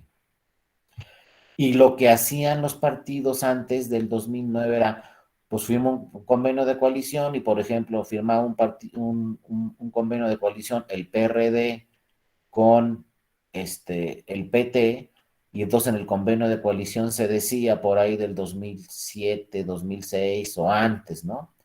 Ah, pues tú, vamos a firmar este convenio de coalición y todos los votos que obtengamos entre el PRD y PT, pues yo te aseguro a ti, por ejemplo, el 3%. Entonces nos repartimos los votos, pero yo te aseguro que de esos votos que nos repartimos, por lo menos vas a tener el 3% para que no pierdas tu registro. Y si se acuerdan, antes del 2009, pues encontrábamos emblemas, como dice Salomón aquí también, las candidaturas comunes. Antes del 2009, si se acuerdan, los emblemas de la coalición era un solo emblema. No iban los partidos por separado, sino votábamos por el emblema de la coalición y en todos los partidos se repartían los votos. Entonces, casualmente, antes del 2009, ningún partido perdía registro porque al firmar convenio de coalición ya amarraban su porcentaje para no perder su registro. No más que se le ocurrió a un partido, es más, déjenme acordarme, Nueva Alianza. El partido Nueva Alianza, ¿qué creen que se le ocurrió? Impugnar la legislación. Y fue a la Suprema Corte y le dijo, oye, no se pueden repartir los votos entre las coaliciones. ¿Y por qué no se pueden repartir los votos? Porque ahí no se está respetando la voluntad del ciudadano, porque a ver, si yo voy a la casilla y me encuentro con un emblema PT-PRD, como sucedía antes, pues ya no me están dejando votar por el PT, por el PRD. Ya tengo que votar por los dos y entonces mi voto se va a ir al PRD o al PT y a mí ni me preguntaron. Lo decidieron los partidos que mi voto se vaya, por ejemplo, al PT para que no pierda registro y yo quería votar por el PRD. Entonces no se respetó mi voluntad ciudadana en base a estos convenios de coalición. Pues la Corte dijo, ¿qué creen? Pues tienes razón, no puede ser así. Los partidos políticos no pueden decidir para quién va el voto, si para el PT o para el PRD. Entonces se impugnó la legislación y entonces a partir del 2009, por diversas sentencias de la Corte y también diversas sentencias del Tribunal Electoral y luego ya con la reforma electoral, pues ya se plasmó en la ley que los partidos políticos deben participar en lo individual y que no pueden firmar convenios de coalición donde se aseguren los votos de un partido político. Por eso a partir de la elección federal de 2009, tanto a nivel federal como local, ya se van a encontrar siempre las boletas, todos los partidos en lo individual. No se van a encontrar ya nunca más en la vida un emblema de coalición. Ya no pueden votar por la coalición. Ya aunque vaya el partido en coalición, tiene que decidirse por uno de los tres, o uno de los dos, o uno de los cuatro de la coalición. Pero ahora, ¿qué hace la ciudadana, el ciudadano? O sea, seguimos en los enredos, porque ¿qué hace la ciudadana? Dice, yo voy a votar por la coalición de Morena, ¿no? Por ejemplo. Y entonces ven ahí y dicen, pues es que aquí, por ejemplo, lo que pasó en el 2018, es que aquí dice Andrés Manuel López Obrador, aquí también dice Andrés Manuel López Obrador, y aquí también dice Andrés Manuel, en 3 partidos es el mismo candidato. Entonces dice el ciudadano, ¿qué hago? Pues para que amarre, marco los 3. Pero ¿cómo que para que amarre, marco los 3? Ya se equivocó y el ciudadano piensa que lo mejor que pudo hacer es marcar los 3. Pues ya se equivocó. Porque si leemos la boleta ahí en rojo, lo primero que dice la boleta en rojo es marque el recuadro de su preferencia, no los 3 recuadros de la coalición. Y entonces empieza el problema, ¿no? Y empieza el enredo de que, pues ahora, ¿qué vamos a hacer? Y entonces el escrutador saca una boleta con 3 marcas, otra boleta con 3 marcas, otra, y empiezan las confusiones, y luego si está bien preparado o no está bien preparado la funcionaria o el funcionario, si tomó curso, si no tomó curso del INE, pues para saber qué van a hacer con esos votos que tienen 3 marcas, porque se equivocó. Si ustedes votaron por los 3, pues se amarró el candidato, ese voto. Pero ¿saben qué les pasó? Ya no supieron por cuál votaron de los 3. Ya no supieron si su voto se fue al partido 1, si su voto se fue al partido 2, o si su voto fue al partido 3. Y ese voto, se los aseguro, no cuenta para los 3 partidos, solo para uno. Entonces, ¿qué tienen que hacer en la casilla? En la casilla, cuando el escrutador saca una boleta con 3 marcas, la pone en un apartado especial. Y entonces después, por ejemplo, imagínense que en esa casilla se encontraron 11 boletas con 3 marcas. Entonces el presidente tiene que asentar en el acta de escrutinio y cómputo en esa casilla, aquí me aparecieron 11 boletas con 3 marcas. No se los va a dar el presidente de la casilla, no va a anotar esos votos para ningún partido en el acta de escrutinio y cómputo. Lo que va a apuntar el presidente de la casilla es, aquí en este apartado voy a poner, tengo 11 boletas de la coalición 1. Y luego en el acta de escrutinio y cómputo, si hay 2 coaliciones, por ejemplo, entonces va a poner el presidente. Y para la coalición 2 me aparecieron 9 boletas. Y así va a dejar el acta de escrutinio y cómputo. Él no va a decir para quién son esos votos. Simplemente va a decir, para el PRI tengo 100, para el PAN 200, para el PRD 8, así se va, para Morena 300, así, ¿no? Le pone. Pero además me aparecieron 11 con 3 marcas. Entonces, para la coalición 1 me aparecieron 11 votos. Y para la coalición 2 me aparecieron 9. Así va a llenar el acta de escrutinio y cómputo. Pero ¿saben cuántos funcionarios lo hacen así? Pues tenemos resultados que el 60% lo hacen bien, el 40% lo hace mal. Se equivocan en ese procedimiento, ¿no? Y bueno, ya saben que las actas de escrutinio y cómputo, lo vamos a ver después, pues si tienen errores, lo que provoca es abrir el paquete y volver a contar todo. Por eso a cada rato van a escuchar la figura de recuento de votos parcial, es que hay que abrir varios paquetes, ya lo vamos a ver en otras sesiones, o recuento de voto total, que de plano en esta elección hay que abrir todos los paquetes porque hay errores en las actas de escrutinio y cómputo. Adelante, Juani. Buenos días. ¿Me escuchas? Adelante. Buenos días, doctor. Buenos días, compañeros. ¿Qué tal? Ahí en cuanto a lo que usted comentaba del acta de escrutinio y cómputo, cuando la boleta va marcada en los 3 partidos o 2 que forman la coalición, el acta de escrutinio y cómputo sí trae un apartado que dice, ya sea anotar los votos que se encontraron de 3 o 2 partidos según formada la coalición, y se apuntan ahí los votos recibidos por esas personas. Sí hay un apartado y no hay que anotarlo como tal de puño y letra, vaya, o como un incidente. No, Juan, y sí hay un apartado que dice, coalición 1, ¿cuántas boletas hay de la coalición 1 con 3 marcas? Sí la hay. Y luego hay otro apartado que dice, ¿cuántas boletas hay de la coalición 1 con 2 marcas? Porque si son 3 en la coalición, vamos a encontrar boletas con 3 marcas y también vamos a contar boletas con 2, y hay que anotarle ahí cuántas encontramos. Sí. Ahí mi comentario era porque, bueno, a mi percepción yo entendí que no traía ese apartado del acta de escrutinio y cómputo, pero sí lo trae. Sí lo trae. Sí lo trae para los partidos y para los votos esos que vienen marcados en 2 o 3, según los partidos que forman la coalición. Así es, acuérdate que puede haber coaliciones hasta de 4 o de 5 partidos, ¿eh? Sí. Entonces la ley no establece un límite para cuántos partidos pueden coaligarse. Exacto, y luego acuérdate que también, de forma total, parcial. Exacto. La coalición. Luego podemos también tener actas de escrutinio y cómputo que parecen acordeones, sí. Porque no sé si tienen alguien de aquí, si alguien de aquí el día de hoy, hay alguien de Morelos, pero si hay alguien de Morelos, pues que nos diga cuántos partidos participaron en la última elección, de 2021. ¿Saben cuántos? No me acuerdo si 18 o 21. Pero no estoy bromeando. Qué lástima que no hay nadie de Morelos para que nos diga, no, yo voté en este 2021 y mi boleta, creo que eran 18 o 21 partidos. Entonces imagínense, si luego en esos partidos había coaliciones, no, pues era un verdadero enredo en Morelos.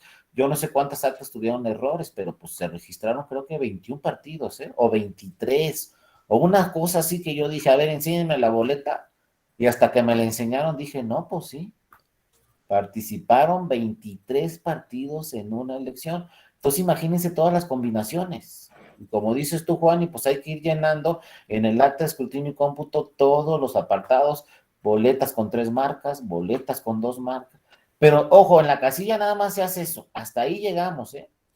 Ya después, cuando mandamos esa acta de escrutinio y cómputo al Consejo Distrital, ahí se distribuye. Sí. Ok, Juan, y muchas gracias. Gracias, doctor. Gracias. ¿Cómo se distribuyen en el Consejo Distrital? A ver, si tenemos 11 boletas con 3 marcas, ¿qué hacen ya en el INE, en el Consejo Distrital, cuando llegan esas 11 boletas en esa casilla? La ley dice que se tienen que repartir los votos de forma igualitaria. Porque antes no decía nada la ley, ¿eh? ¿O saben qué decía la ley de Colima? Que todos esos votos se van al partido que obtuvo mayor votación de los 3. Y luego, ¿saben qué decía la ley de Morelos antes del 2014? La ley de Morelos decía, si tenemos boletas con 3 marcas, nomás se le da el voto al candidato y no se le da a ningún partido. Entonces había de todas las sopas, ¿no? Pero con la reforma de 2014 se dijo no, tanto a nivel federal como local, debe ser la repartición de votos en forma igualitaria. Entonces, si aparecieron 11 boletas con 3 marcas, ¿qué vamos a hacer? Le vamos a dar 3 votos al partido 1, 3 votos al partido 2 y 3 votos al partido 3. Ya van 9. pero son 11. Luego la ley dice, si te sobra uno, ese que te sobró se lo das al de mayor votación de los 3. Pues ya van 10. Pero si son 11, ya la ley no dice nada. Hasta ahí se quedó la ley. Pero a ver, si son 11, ¿a quién le darían el 11? Pues por lógica. Sí, adelante, Juan Ignacio. Perdón si lo interrumpo, me adelanto. Creo No, que adelante. en este caso, como son 11, y si la ley dice que el que sobra, el 10 es para el de mayor votación, pues el 11 tendría que ser para el segundo de mayor votación. Exactamente, así es como se aplica y como lo ha hecho en los tribunales electorales. El 11 se lo vamos a dar al que tuvo mayor votación de los 2 que me quedan. Pero imagínense, todavía no me ha tocado a mí ver eso en algún expediente, pero imagínense que nos llega un asunto con 5 coaliciones, entonces hay que hacer la repartición entre 5 partidos, y tenemos 18 boletas y son 5 de la coalición, pues entonces le vamos a tener que dar pues 3 a cada uno, van 15, y luego al de mayor votación el que sigue, y al segundo lugar el que sigue, y al tercer lugar el que sigue. Eso lo tiene que hacer ya el Consejo Distrital. El problema es que en este 2018 y en este 2021 tuvimos infinidad de recuentos, porque la ley dice, si el acta de escrutinio y cómputo que se levantó en la casilla tiene errores, y con todo este procedimiento, pues imagínense, hubo muchas actas de escrutinio y cómputo con errores, pues la ley nos dice, tu partido político tienes derecho a solicitar el recuento en esa casilla. ¿Y eso qué quiere decir? Que tienes derecho a solicitar que se abra el paquete y que se vuelva a contar todo. Pero ahí no quedan las cosas, eso sí es de oficio. Eso no es si lo pide un partido o no. Si yo estoy en el INE y veo que llega un acta de escrutinio y cómputo con errores, yo de oficio también voy a tener que abrir el paquete y volver a contar todo. Entonces, créanme que en este 2021 y el 2018, pues se tuvieron que abrir muchísimos paquetes porque las actas tenían errores, había que volver a contar todo, tenían que estar presentes los partidos políticos, ningún instituto, ojo, ni el propio INE puede abrir un paquete si no está en presencia de los representantes de los partidos. No se puede abrir un paquete si no están los partidos. Acuérdense, los partidos son los que vigilan todo el procedimiento, todo el conteo. Por eso luego les dice el INE, ¿por qué se quejan si ahí estaban? En la casilla hay partidos. En el INE, en cualquier consejo, hasta en el Consejo General del INE, ahí están los representantes de los partidos. Ya más vigilado no se puede. ¿Qué pasó en la casilla? Pues ahí estaban todos los partidos. Les dan un acta de escrutinio y cómputo, una copia a todos los partidos. Ya hemos tenido casos en el tribunal que se quema el paquete, se roban el paquete y se obtienen los resultados solamente con las actas que se les dieron a los partidos. No crean que ya, si no hay boletas, no hay resultado, porque eso es lo que siempre se piensa. No hay boletas, se quemó el paquete, ya no hay resultados. No. Si hay actas de escrutinio y cómputo que tienen los partidos políticos y coinciden, ahí está el resultado de la elección. De ahí la importancia de las representaciones en la casilla. Yo, si soy representante de un partido político, antes de irme de la casilla, me van a dar una copia de todas las actas. Por lo menos son 4. Acta de jornada electoral, acta de escrutinio y cómputo, hoja de incidentes y acta de clausura. Me voy a llevar una copia, y esa copia no crean que es un papelito, es una documental pública con valor probatorio pleno. Yo con esas actas le voy a demostrar al tribunal lo que sucedió en la casilla. Aunque se haya quemado el paquete, así, en los peores casos, aunque se lo hayan robado, aunque se le cayeron la mitad de las boletas, pues no me interesa, yo tengo el acta y está firmada por las funcionarias y los funcionarios de la casilla. Aquí está el resultado, y así han llegado ya en varias ocasiones a decirle, oye, sí, tribunal, ya sé que se quemaron todas las boletas, ya sé que quemaron el paquete, ya sé que se lo robó un comando armado, porque ya tenemos que hablar las cosas como son. Se los roban los comandos armados, los paquetes. No podemos decir que no, sí, sí, sí sucede. Pero aquí tengo mi acta de escrutinio y cómputo, y cita a los demás partidos y te la van a traer, y todas coinciden, ahí está el resultado. Pero insisto, si no tengo partidos en la casilla, si no hay representantes, pues entonces sí, ¿de dónde vamos a sacar el resultado?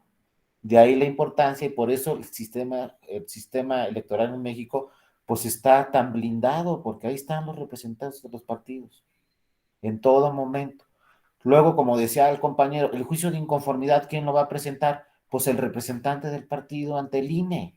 Ni siquiera hay que llevar ahí documentos para que demuestre que soy representante del partido. Si en un juicio de inconformidad yo digo, yo soy el representante de mi partido ante el Consejo Distrital tal, y por eso estoy promoviendo mi juicio de inconformidad, ya no tengo que demostrarlo con ningún otro documento. Ya nomás el tribunal le pregunta al INE, oye, ¿este es tu representante en el Consejo Distrital 17? Y el INE le va a decir al tribunal, sí, sí es representante del partido aquí en el Consejo, ya. No hay que presentar ningún otro documento y entonces se notifica en automático. Una vez que el Consejo Distrital dice, el cómputo distrital en esta elección es este, el candidato ganador es este, y la elección es válida, como ahí está el representante del partido, se notifica en automático. O sea, el partido se entera el mismo día de cuál fue el resultado de la elección. Entonces, de entrada se entiende que es muy difícil que se me vence el plazo de 4 días si me avisaron ahí inmediatamente. Pero si hay representación en el Consejo Distrital, si no llega el representante, ni el propietario, ni el suplente, pues a lo mejor se le pasa el término de impugnar el cómputo distrital a ese partido político. Entonces, ojo, las representaciones de los partidos políticos en el sistema electoral son fundamentales. También para defender los votos, que este voto es nulo, que este es válido, pues el representante iba a apuntar y le va a decir a su partido, oye, aquí los escrutadores dijeron que estos 5 votos son nulos y en realidad son para mi partido. Entonces, si el INE sigue diciendo que son nulos, pues me voy al tribunal y el tribunal va a revisar esos votos y el tribunal va a decir, pues sí son nulos, tiene razón el INE, o también puede decir, no son nulos, son para tu partido y no tiene razón el INE. Y luego dice un representante de un partido, oye, pero ¿un voto qué? ¿Para qué alego un voto? Pero a ver, si son en un distrito 600 casillas, imagínense que se alegue un solo voto en cada casilla, pues ya son 600 votos, porque son 600 casillas. Y yo les aseguro que 600 votos sí pueden cambiar el resultado en una elección. Entonces, ojo, no hay que confiarnos, hay que defender siempre la elección y hay que buscar siempre que pues todos los votos sean a favor de determinado partido. Los que sean nulos, pues también hay impugnar y decir este voto es nulo y decirlo desde la casilla. Entonces, le insisto, el sistema de nulidades inicia desde la casilla, desde el conteo de votos, desde, ya lo vieron en la nulidad de votación recibida en casilla, desde que se anula, desde que se instala la casilla, a qué hora se anuló, a qué hora se instaló, a qué hora se recibió la votación. Luego siempre caemos en el error, siempre, yo no sé por qué, pero siempre caemos en el error y decimos, la votación inicia a las 8. Ya no podemos caer en ese error, ¿eh? Ya entraron a este curso, ya no pueden decir después de este curso que la votación inicia a las 8. No hay ninguna ley en el país que diga que la votación inicia a las 8. La ley dice, una vez instalada la casilla, inicia la votación. La votación no puede iniciar antes de las 8, pero no dice que tiene que iniciar a las 8. La ley dice la votación inicia una vez instalada la casilla. ¿Cuándo quedó instalada la casilla? Pues tenemos que ir casilla por casilla. Esta a las 8, esta a las 8:05, esta a las 8:15. Aquí se hicieron pelotas y la tuvieron lista 8:30. Aquí no, se tardaron más porque un partido quería contar todas las boletas. Empezamos 8:45. Pues no está mal, porque sin embargo los partidos van al tribunal y siempre le dicen, oye, aquí se instalaron 8:45, anula la votación en esa casilla. No, pues no está prohibido por la ley instalarse a las 8:45 porque la ley dice, una vez instalada la casilla, inicia la recepción de la votación. Entonces ahí hay variantes, entonces hay que tener mucho cuidado y los representantes de los partidos pues tienen que estar ahí siempre pendientes a qué hora se instaló la casilla. Por lo general la ley dice 7:30, a qué hora se inició la votación, también es muy importante, a qué hora se cerró la votación. Ahí también hay muchos supuestos que seguramente ya vieron. Se puede cerrar la votación según la ley a las 18 horas, puede ser antes, si ya votaron todos, que ojalá sucediera en México, pero son pocas casillas donde votan todos, pero si ya votaron todos, pues podemos cerrar la votación a las 5, a las 4, a las 3 de la tarde, pues si ya votaron todos. Se puede cerrar después de las 18 horas si todavía había personas en la fila que llegaron antes de las 18 horas. Todas esas personas van a poder votar, aunque sea después de las 18 horas, porque llegaron antes, pero pues estaba ahí la fila muy larga. Esos otros supuestos que se pueden dar. Luego que de repente se empezaron a discutir dos representantes de los partidos y el presidente decidió suspender la votación media hora, pues se suspendió y se redactó en la hoja de incidentes que la votación se suspendió media hora. Entonces, eso puede tener consecuencias de que se anule la votación en esa casilla o de que no. ¿Cómo vamos a saber si se anuló la votación en la casilla o no? Si es determinante la irregularidad o no. Seguramente todos esto ya lo vieron, nomás lo estamos repasando. ¿Cuándo es determinante? Pues cuando el resultado final en la casilla, pues afecta a los votos o no. Un ejemplo rápido que es se entiende muy bien. Imagínense que en una casilla el presidente deja votar a 10 personas sin credencial. Pues si es un error, obviamente es grave, pero es determinante o no, pues quién sabe, ¿cómo vamos a saber? A ver si el resultado final en esa casilla fue la diferencia entre el primero y segundo lugar es de 50 votos, pues si bien es cierto, 10 votaron sin credencial, si todavía le quitas esos 10 votos al primer lugar, sigue ganando por 40. Entonces esos 10 votos no afectaron el resultado final. Pero si en la casilla la diferencia es de 5 votos entre el primero y segundo lugar y el presidente dejó votar a 10 sin credencial porque decía que eran sus amigos y ya los conocía, pues entonces esos 10 votos sí son determinantes porque la diferencia entre el primero y segundo lugar en la casilla es de 5 votos. Esos 10 votos pudieron haber cambiado el resultado final y por lo tanto se anula la votación en esa casilla. Sí, adelante, Juan Ignacio. Sí, a mí lo que siempre me ha quedado como la duda, digo, yo sé que es imposible saberlo, ¿no? Pero en estos casos, como el que acaba de citar, ¿qué Sí. pasa cuando realmente los que votan irregularmente votan por el candidato que pierde, ¿no? O sea, ahí creo que es complicado. Sí, exactamente. A mí también siempre me ha quedado esa duda. ¿Por quién votaron esos 10? Pues no sabemos, pero como está la duda, se pierde certeza en ese resultado y desde el sistema de nulidades tenemos que anular la votación en esa casilla. Otra cosa, Juan Ignacio, que tiene el sistema de nulidades que es muy importante también, y se los digo a todas y a todos. Por ejemplo, ¿qué tal si en la casilla cometió una irregularidad?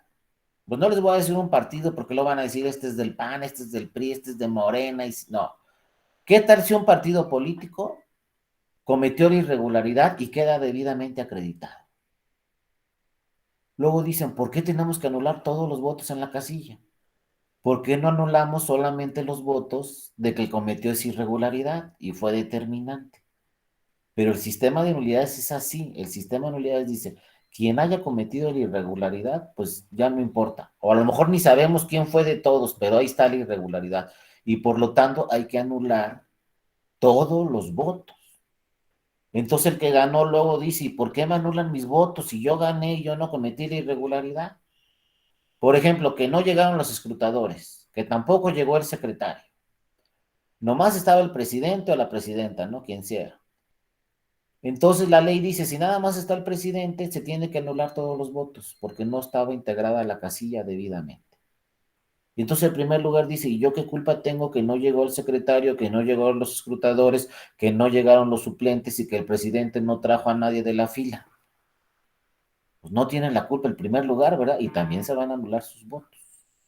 Y el tercer cuestionamiento que siempre se da en este tema de nulidades es, fíjense lo que les voy a decir, porque luego cuesta trabajo entenderlos así como muy técnico lo que les voy a decir. No es determinante en la casilla, pero sí es determinante en la elección. ¿Qué hacemos? Ahí les va. 10 votaron sin credencial. Pero en esa casilla la diferencia es de 50 votos, primero y segundo lugar. No es determinante. No anulamos la votación. Está muy claro. Pero el resultado final en la elección es de 5 votos. ¿Qué hacemos? Esos 10 que votaron sin credencial pueden cambiar el resultado de la elección, no de la casilla. Ándale, se las dejo de tarea. Pero ¿qué dice el sistema de nulidades? No puede aplicar la determinancia en el resultado final de la elección, solo de la casilla. Ahí se las dejo de tarea, ¿eh? Si le cambiamos algo al sistema de nulidades o lo dejamos, pero que ya se han dado casos. Y esta integración de magistradas y magistrados dijeron, hay que respetar el sistema de nulidades. Y si no es determinante en la casilla, pues tampoco es determinante en la elección. Pero yo me quedo con la duda, ¿eh? Porque 10 votaron sin credencial. Y el resultado final en la elección es de 5 votos. En la casilla fue de 50 y no es determinante.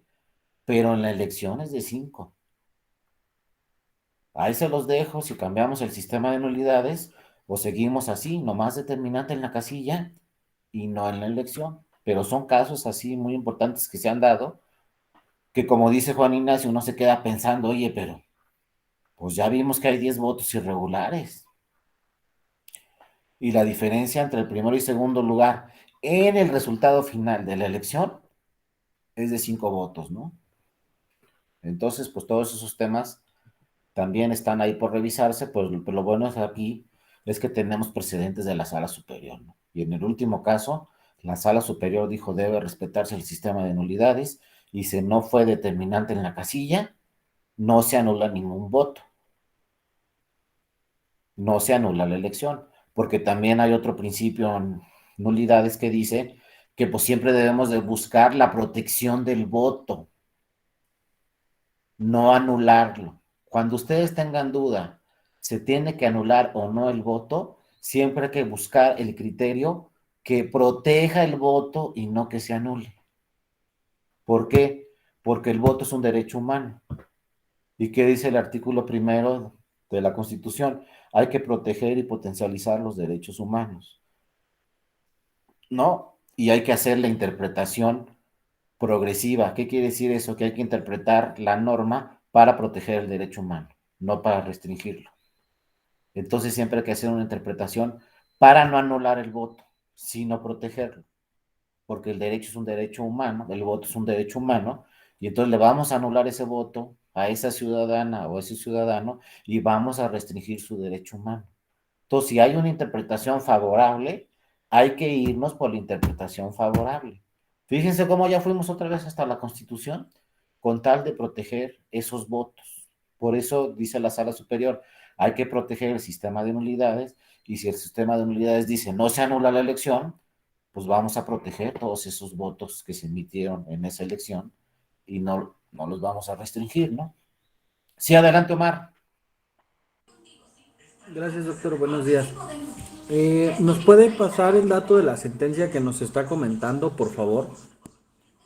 ¿Cuál sentencia de todas, Omar? La de la no es determinante en... Ándele, esa mera.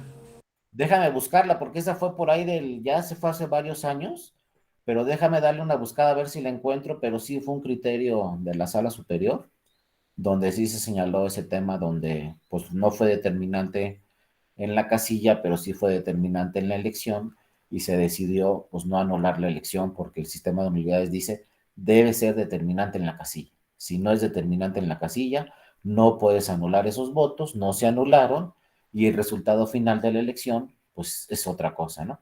Te la voy a buscar, Omar, déjame ver si la encuentro, porque ni siquiera me acuerdo bien de quién impugnó y eso, pero sí me acuerdo del criterio, déjame buscártelo y con todo gusto te lo hago llegar a tu correo electrónico. Gracias, doctor. Sí, adelante, y se los hago llegar a todos, porque ya Ilicel levantó la mano también. Déjenme buscarlo y se los hago llegar. Ojo, también otra cosa, las jurisprudencias interrumpen. Van a decir, ¿qué está diciendo? Pues lo que están oyendo. Las jurisprudencias interrumpen. ¿Qué quiere decir eso? Que en un momento dado la sala superior puede cambiar el criterio. Ya tenemos jurisprudencias que ha interrumpido la sala superior y que cambia el criterio. Por ejemplo, una que era que todos los partidos conocían era, si no hay 2 escrutadores en la casilla, se anula la votación en esa casilla porque no llegaron los escrutadores. Esa era una jurisprudencia que duró de 2003 a 2015. En el 2015 resolvieron este caso otra vez las magistradas y los magistrados, decidieron interrumpir la jurisprudencia y ahora dice la nueva jurisprudencia. Si no hay 2 escrutadores en la casilla, eso no es suficiente para anular los votos en la casilla. Con el presidente y el secretario es suficiente para que sustituyan todas las actividades de los escrutadores. Entonces, una jurisprudencia que duró 12 años, no sé cuántos, se interrumpió con una nueva jurisprudencia. Entonces, por eso en materia electoral tenemos que estudiar todos los días, porque en una de esas nos interrumpen la jurisprudencia y crean un nuevo criterio. Entonces, esto que les digo que no es determinante en la casilla y sí en la elección, pues es hasta ahorita y ni siquiera es una tesis relevante ni de jurisprudencia, es solo un precedente que tenemos ahí. Pero ojo, siempre hay que revisar todas las jurisprudencias, inclusive ahorita hay jurisprudencias que están actualizadas, hay las que no, ¿no? Entonces, hay que ver siempre los casos concretos. Ahí, Lice, luego te mando las 2 jurisprudencias, la primera y la que se interrumpió, y posteriormente la que tenemos actualmente, que ya habla que si no hay escrutadores en la casilla, no necesariamente por esos casos se va a anular la elección, ¿no? Sí, Juan Ignacio, adelante, la votación en la casilla. Adelante, Juan Ignacio. Sí, ahora que estaba hablando de esta interrupción de las jurisprudencias, incluso desde el litigio estratégico, se está tratando de impulsar que se cambie la jurisprudencia de la autonomía parlamentaria en ese sentido, ¿no? Para que puedan ventilarse por la vía electoral de estos conflictos que surjan de la designación de comisiones. Y Muy todavía no bien. se ha hecho esa parte, pero sí se impulsa. Perfecto, Juan Ignacio. Pues sí, es otro ejemplo más donde estamos viendo que, ojo, no podemos decir es que así lo dijo la sala, cuándo lo dijo, por qué lo dijo y sigue vigente o no sigue vigente. Porque el electoral es así, cada año nos van a cambiar la jugada. Y ahorita prepárense porque todos los legisladores y las legisladoras están diciendo que sí va a haber reforma electoral. Yo no sé si va a haber o no, pero si ya están mandando señales en el Senado de la República que va a haber reforma, pues va a haber, entonces hay que estar muy pendiente de todo esto que estamos platicando, qué va a seguir vigente y qué no va a seguir vigente. Y como ya hemos platicado en otros casos con Juan Ignacio, que se ha aventado todos los cursos de la Escuela Judicial Electoral, deben seguir su ejemplo y meterse a todos los que puedan, porque son vía internet, en línea y gratuitos, hay mucha facilidad. Pero pues imagínense que de repente en la reforma electoral se diga voto electrónico en las próximas elecciones en el 2024. Entonces muchas cosas que estamos platicando ahorita ya no nos van a servir para nada en el 2024 si es que se llega a crear el voto electrónico para las elecciones federales del 2024. Pero a lo mejor no, entonces hay que ver todo esto y luego sí estar muy pendientes de la reforma, a ver si ya se cumple con esto que tenemos 15 años diciendo que vamos a meter el voto electrónico en las elecciones federales y obviamente también, y no sucede, y puras pruebas piloto, y pruebas piloto, y pruebas piloto, y todas salen con éxito, pero no se animan ahí en el Senado y en la Cámara de Diputadas y Diputados a incorporarlo ya como una norma para todas las elecciones. Pero como dicen por ahí los expertos en tecnología, la tecnología siempre nos alcanza y nos rebasa. Entonces va a haber un momento que va a ser imposible detener la tecnología, así como cuando nos decían es que tu cuenta tiene que ser en línea. No, yo no la voy a poner en línea porque me la van a hackear. Pues ya tenemos una cuenta todos en línea. Y por más que le alegamos y que no, y que no, y que no, ahí está. Y ni modo. Entonces la tecnología siempre nos va a ganar, nos va a rebasar. Ahorita a lo mejor decimos los coches eléctricos, no quiero para nada un coche eléctrico, no sé qué, las baterías contaminan, pero van a ver que en 20 años pues todos vamos a querer uno de gasolina porque ya no va a haber. Y así, ¿no? Entonces, a lo mejor el voto electrónico, en una de esas sí lo tenemos para el 2024 y pues nos va a cambiar todo el sistema de nulidades, por lo menos en la casilla, no de elección, pero todo lo que sucede en una casilla pues va a ser muy distinto porque va a haber urna electrónica quizá en la casilla, y también a lo mejor pues ya desde nuestra casa podemos votar con la tableta, con la laptop, con el celular. Yo no sé hasta dónde lleguemos, pero pues bueno, hay que estar revisando todos los temas. Y también, como dice Juan Ignacio, pues estar pendiente de todo, sobre todo en el electoral, pues cada día vamos a tener nuevos criterios, cada día vamos a tener nuevas cosas. Ya vieron este 2021, por eso se los dije desde un principio, esta sentencia del 2021, pues ya nos está señalando que sí se puede anular una elección por violencia política en razón de género. Ya no nomás son sanciones administrativas, inclusive penales. Ahora esto ya quedó claro por la Sala Superior que sí puede provocar que se anule una elección por violencia política en razón de género. Bueno, vamos a entrar a otro tema que ya vimos aquí con un compañero.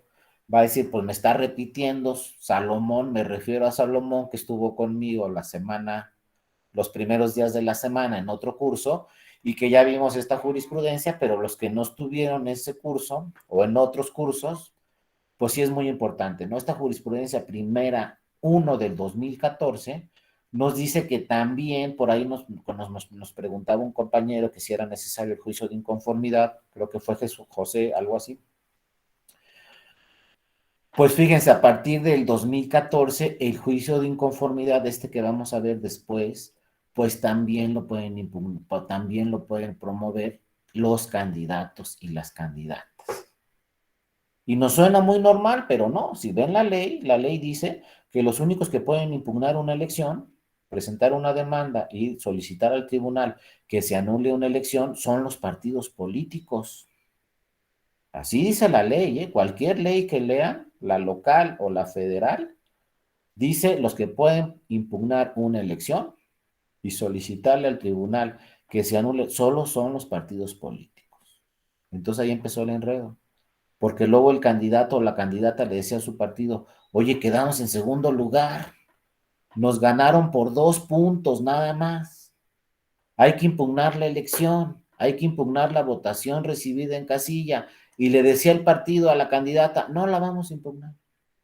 Pero ¿cómo que no? No, nos vamos a quedar en segundo lugar. ¿Por qué? Pues solo el partido sabía por qué no la impugnaba. No me voy a meter en retos. Pero el partido decía, no la vamos a impugnar. Y entonces la candidata o el candidato, pero hay que impugnarla, nos ganaron solo por 2 puntos, hay que anular estas casillas, no la vamos a impugnar. Y no se podía impugnar, ¿eh? No se podía impugnar. Si el partido decía no, el candidato no podía ir al tribunal. Solo había una excepción. ¿Cuándo podía ir el candidato al tribunal? Cuando fuera por razones de inelegibilidad. Si le decía el INE al candidato, tú ganaste la elección, pero eres inelegible, no cumples con los requisitos para ser diputado, por ejemplo, entonces sí el candidato se puede ir al tribunal. Pero el candidato no se puede ir al tribunal a impugnar la votación recibida en casilla o impugnar la elección. Pero empezaron a ir al tribunal, como siempre, y los candidatos y las candidatas le dijeron al tribunal, oye, entonces mi derecho de acceso a la justicia, ¿dónde queda? Y luego otro problema más grave, los candidatos independientes dijeron, pues como yo soy independiente y no tengo partido, entonces no puedo impugnar la elección. Entonces, haciendo una interpretación constitucional y una interpretación convencional, el tribunal dijo, no, pues ¿cómo no pueden ir? Si el 17 dice que todos tenemos acceso a la justicia y los tratados internacionales también, ¿cómo que nomás el partido y el candidato o la candidata no? Y entonces abrió la puerta, vía esta interpretación, creó esta jurisprudencia que es obligatoria en todas las elecciones del país, porque es una jurisprudencia de la Sala Superior, que señala candidatos a cargos de elección popular pueden impugnar los resultados electorales a través del JDC, no del juicio de inconformidad. Ojo. Entonces habrá que ver aquí si en una próxima reforma electoral, pues ya en el juicio de inconformidad se legitima también a los candidatos y a las candidatas, para que no sean 2 medios de impugnación. Porque ahorita como está la cosa, en juicio de inconformidad puede ir el partido, y en juicio para la protección de los derechos político-electorales puede ir la candidata o el candidato. Y entonces ahí el tribunal pues tiene que acumular los 2 medios de impugnación y resolverlos en una sola sentencia. ¿Pero para qué tenemos 2 medios de impugnación? Mejor reformamos la ley y que se legitime a las candidatas y a los candidatos para que también puedan promover el juicio de inconformidad si es que no lo hace su partido, o que lo hagan ambos, pero el mismo medio de impugnación. Sí, adelante, Lisette. Doctor, bueno, tal vez mi pregunta pueda recaer en una respuesta obvia. Sin embargo, a mí me queda la duda en el caso de las autoridades auxiliares que hacen su planilla y que son cargos de elección popular. En ese caso, ¿podría utilizarse este juicio o esta jurisprudencia a aplicar para ellos? ¿Pero a qué te refieres, Lisette, con autoridades auxiliares? ¿Qué autoridades en particular? Los delegados y subdelegados de los municipios. Ah, pero también se está votando por ellos en una Sí, elección. también se votan por ellos. Sí, porque hay Son en algunas varios. entidades federativas que sí existe la figura y en otras entidades no. No, si también están votando por ellos, también aplica esta jurisprudencia, porque si están votando por ellos, pues son candidatos o candidatas Exacto. y también debe aplicar esta jurisprudencia. Y acuérdate que el 17 de la Constitución habla de acceso a la justicia para todas las personas en todas las materias. O sea, lo que se llama tutela judicial efectiva. A nadie nos pueden negar acceso a la justicia. Entonces yo no sé cómo un código electoral dice tu candidato no tienes acceso a la justicia, solo tu partido político. Es contrario a la Constitución y es contrario a los tratados internacionales, ¿no? Entonces nos vamos al 17 de la Constitución, a los tratados internacionales, pero ya no es necesario, ahora ya tenemos esta jurisprudencia en materia electoral, pues que ya nos abre la puerta porque soy candidato, soy candidata y puedo impugnar resultados electorales. Otro que muchas veces se lo he dicho a Juan Ignacio, y ya me oyó Salomón, y ya me oyó Lisette, y Omar también me ha escuchado en otras ocasiones, pero no se les puede pasar algo muy importante. No nos confiemos en la ley. Suena raro que lo diga un abogado, pero así debe ser. No nos confiemos en la ley. Hay que ir primero a la Constitución y a los tratados internacionales. Y luego revisar si esa ley es conforme a la Constitución y a los tratados internacionales. Y si la ley no es conforme, pues hacemos valer la Constitución, porque la Constitución va más allá que la ley. Inclusive al tribunal le podemos decir, esta ley es inconstitucional. Al tribunal le podemos decir, esta ley es inconvencional. Al tribunal le podemos decir, estos estatutos de mi partido son inconstitucionales. Estos lineamientos del INE son inconstitucionales. Este acuerdo del INE es inconstitucional. Siempre hay que partir de la Constitución. Entonces, si a mí no me dejan ir a un tribunal, les digo, hoy el 17 de la Constitución habla de acceso a la justicia. ¿Cómo que si soy candidato no puedo ir al tribunal porque mi partido no quiere ir? Pues eso es inconstitucional. Y hay que reformar esa ley para que esa ley diga, pues pueden ir los partidos y también pueden ir las candidaturas. Si no estamos, pues en una norma inconstitucional y también contraria a los tratados internacionales. Y lo primero que dice la Constitución en el artículo 1 es, todas las normas deben de ajustarse a la Constitución y a los tratados internacionales para no vulnerar derechos humanos. Y si una norma vulnera derechos humanos y no se ajusta a la Constitución o a los tratados, pues esa norma es inconstitucional o es inconvencional y va para atrás. Entonces no es como antes que hago valer en mi demanda el Código Penal. No, ya no. Ahora hago valer en mi demanda primero la Constitución, los tratados internacionales y ya el Código Penal después. Y si todas las normas del Código Penal se ajustan a la Constitución y si alguna norma del Código Penal no se ajusta a la Constitución, pues hago valer directamente la Constitución. Bueno, con esto terminamos el día de hoy. No sé si tuvieran alguna duda, alguna pregunta. Abusé de ustedes, porque lo que hicimos ahorita y ni se dieron cuenta, se me hace, es que dimos un repasón a todo lo que ya habían visto, pero no entramos a senadores, ni a presidente. Pero bueno, tenemos otras 3 sesiones que nos va a dar perfectamente tiempo de entrar a senadores, de entrar a presidente y de entrar al juicio de inconformidad. Entonces, bueno, lo dejamos ahí por lo pronto. Sí, Salomón, adelante. Doctor, de lo que dice la compañera, de elecciones de autoridades auxiliares, de delegados. Sí. Aquí en el Estado de México tanto lo puede hacer el mismo ayuntamiento por asamblea, o sea, mano alzada. Pueden también ponerse de acuerdo los ciudadanos y decirse que pues esta persona queremos como delegado, pero también pueden acudir al OPLE para que ellos se encarguen de esa elección. Igual como lo habían hecho en años, bueno, que ya tienen un poquito de años, lo hacían los partidos políticos para sus dirigencias, se sometían al INE para que llevaran a cabo esas elecciones. Y pues en esas elecciones, por ejemplo, de autoridades auxiliares, de delegados, pues no hay partidos políticos. Y bueno, a mí me ha tocado estar en ese tipo de elecciones como por parte del ayuntamiento, y son más ríspidas, más cerradas, más peleadas, hay más conflictos porque son personas que viven muy cercanas en una comunidad. Entonces, por eso que sí podrían llegar a la jurisdicción, ¿no? de estos juicios. Y bueno, decirle que es muy, de por sí es muy grata sus clases, pero creo que en estas va a ser más importante todavía porque son las la pregunta del diplomado. Gracias.